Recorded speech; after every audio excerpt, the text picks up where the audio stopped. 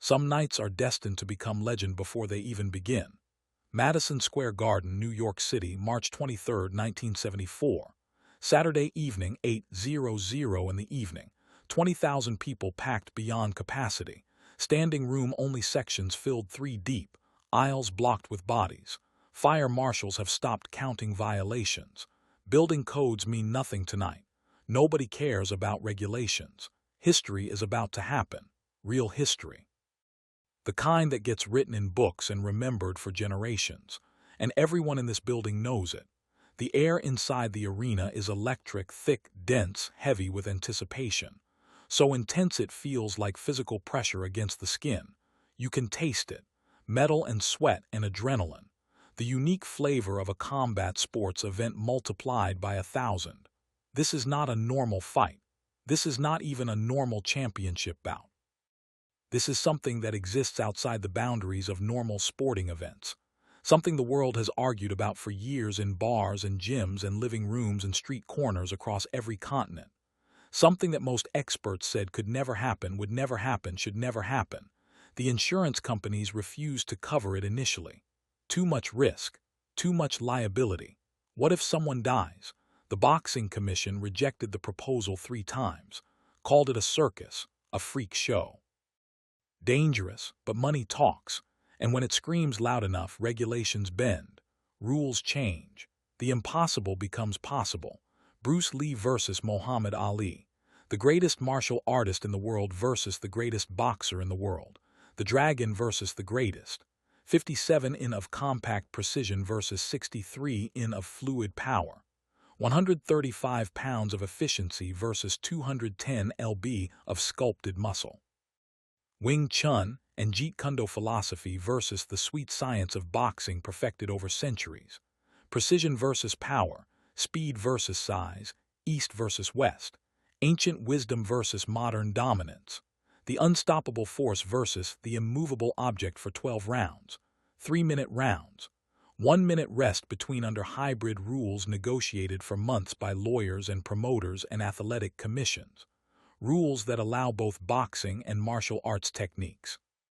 Punches to the head and body, kicks to the legs and body, knees, elbows, everything except eye gouges, groin strikes, biting and ground grappling.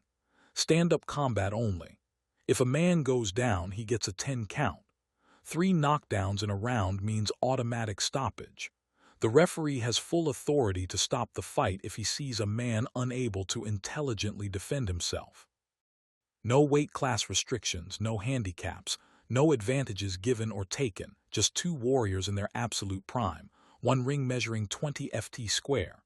Canvas stretched over wood, ropes surrounding, nowhere to hide, nowhere to run, just truth, pure, undeniable, violent.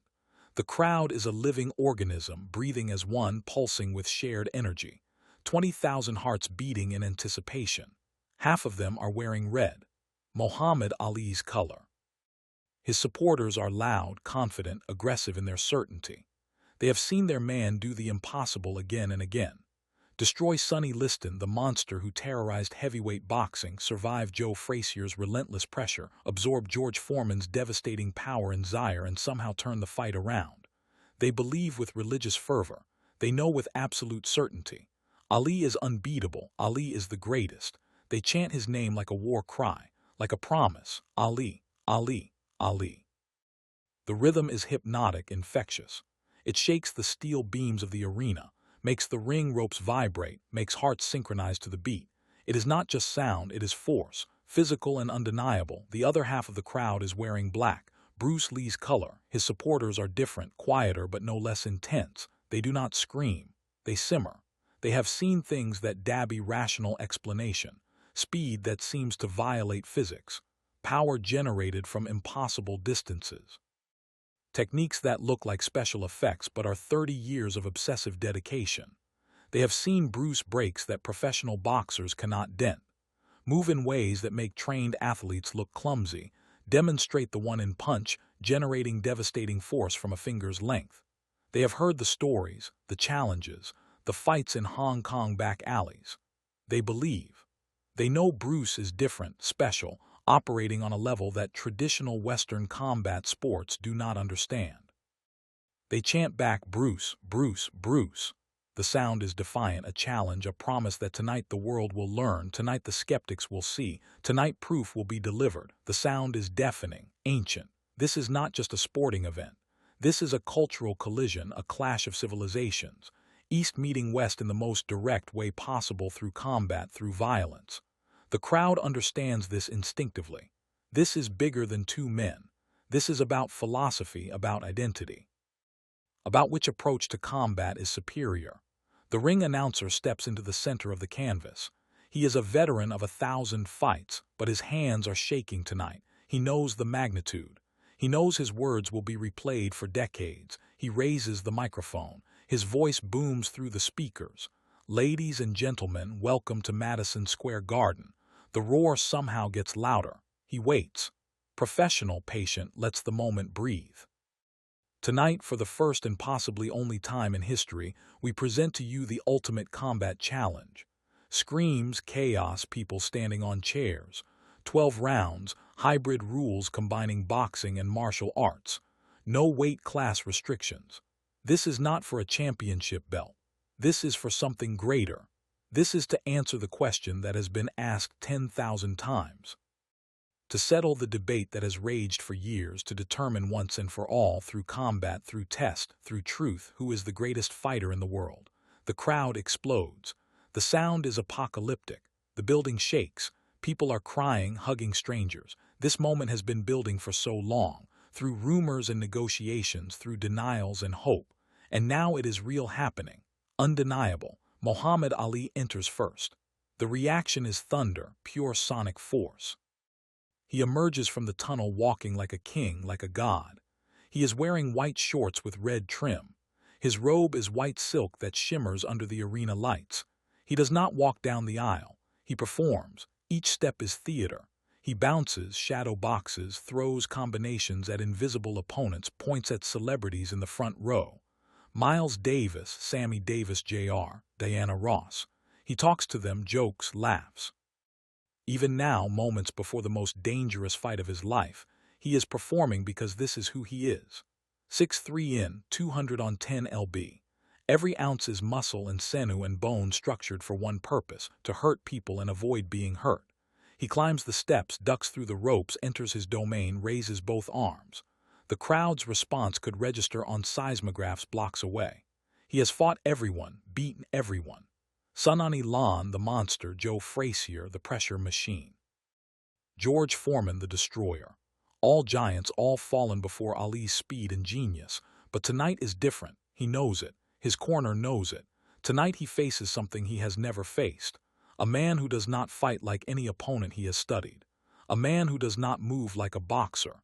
A man who has dedicated years to analyzing every fight, every pattern, every habit, every tell. Bruce Lee enters second. The arena's energy shifts. Not louder, but more focused, more concentrated, like the difference between a bonfire and a laser. He emerges from the opposite tunnel. There is no robe, no pageantry, no performance. He is wearing simple black shorts, nothing else. His body is lean, compact, 135 pounds. Every muscle visible like anatomy charts, not an ounce of wasted mass. Just function, purpose, efficiency refined to its absolute limit. He walks to the ring with unnerving calm, like a man going to work, like a surgeon approaching an operating table. He does not acknowledge the crowd, does not wave, does not smile. His focus is total, absolute, 57 in 135 lb.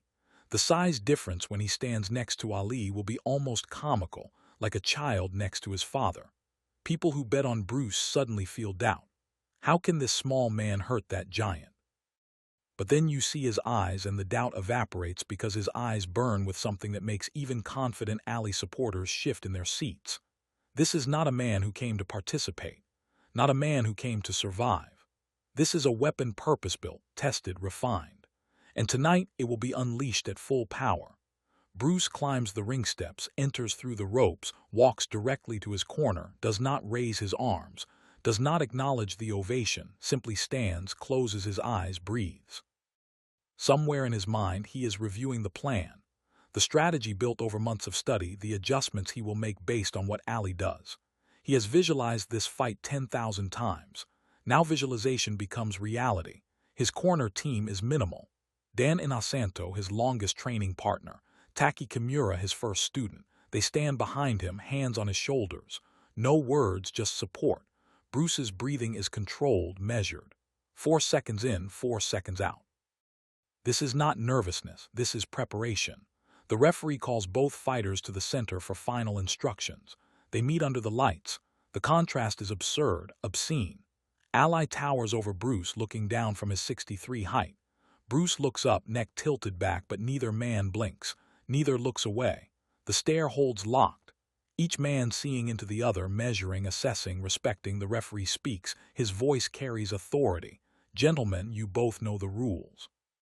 This is 12 3-minute rounds. Punches, kicks, knees, elbows are all legal. No strikes to the groin, no eye gouging, no biting, no strikes to the back of the head. This remains a stand-up fight at all times. If you go down, I give you a 10 count. 3 knockdowns in 1 round and I stop the fight.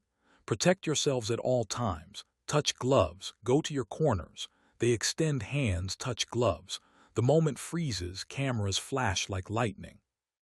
This image will be on every newspaper front page tomorrow. Every magazine cover. 2 legends, face to face, fist to fist. They return to corners. The crowd holds its breath. 20,000 people completely silent. This is it. Real. The bell rings. Round 1 begins. Ally comes out bouncing. Despite his size, he moves like a middleweight, float like a butterfly. He establishes his jab immediately. The most important punch in boxing. Fast snapping, testing distance. Bruce circles. His stance is low, knees bent. His hands are in Wing Chun position, not a boxing guard. 1 hand forward, 1 hand back. Center line protected. Ally throws the jab. Bruce's head moves just slightly, just enough. The glove passes an inch from his face. Ally tries again. 2 jabs. Bruce slips the first, parries the second. His hand meets Ali's glove, redirects it offline.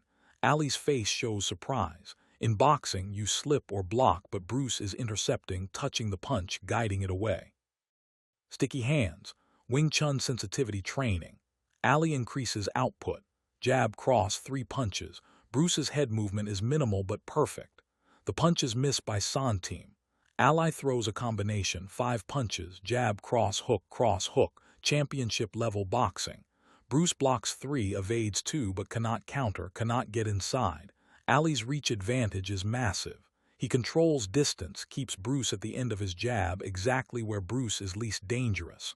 The bell rings. Round 1 complete. Ally returns confident, breathing normally. That was easy, controlled. Bruce is fast but too small. Bruce's corner is quiet. Dan gives him water, says nothing. Bruce nods. The data has been gathered. Round 1 was observation. Round 2 is application. Round 2 begins. Bruce changes immediately, stops defending, starts closing distance. Ali jabs. Bruce ducks under, steps forward. Suddenly inside, close. Ali's eyes widen. He clenches immediately, uses his weight. Wraps his arms around Bruce. The referee steps in.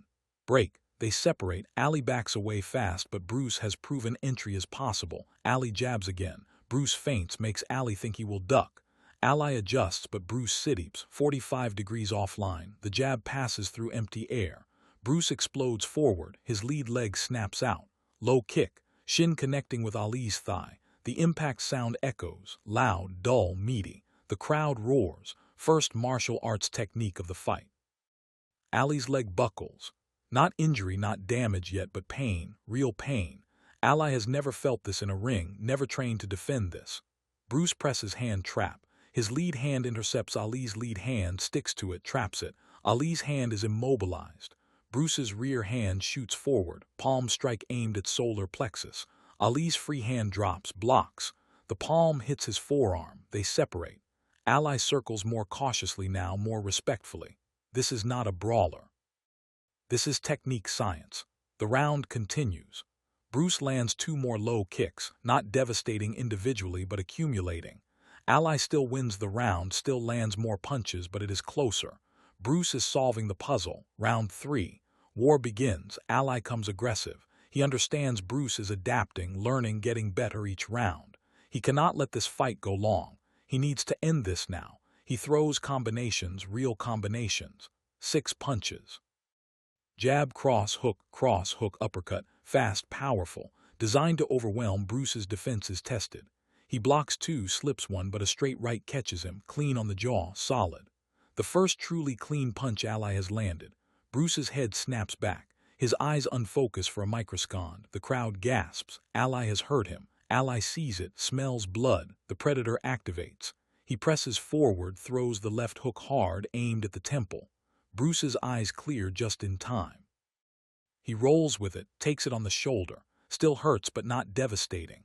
Bruce's counter is immediate. Palm strike vertical aimed at Ally's floating ribs. Lands clean. Ally grunts involuntarily. Pain, they exchange now, trading damage. Punch for strike, hook for kick, cross for palm. Neither defending perfectly. Both landing, both hurting. This is war. Beautiful, terrible, oh war. The crowd is on its feet screaming. Bruce's lip splits.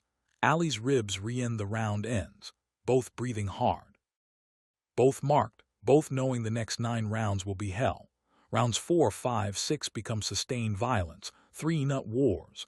Ali boxes brilliantly, uses his jab, his reach, his power. Every clean punch makes Bruce's head snap. The damage accumulates visibly.